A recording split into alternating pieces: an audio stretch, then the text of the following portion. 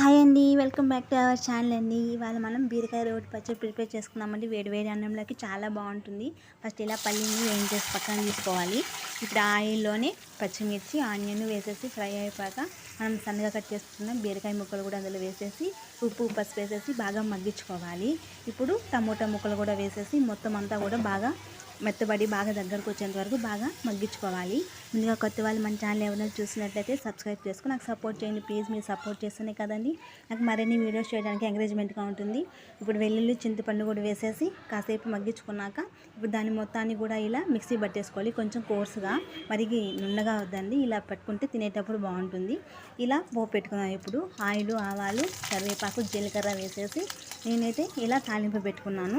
ఫైనల్గా మన tasty curry అనేది రెడీ అయిపోతుంది. వేడివేడి అన్నంలో కానీ సంగట్లో కానీ చపాతీ రోటీ దేంట్లో కన్నా బాగుంటుంది.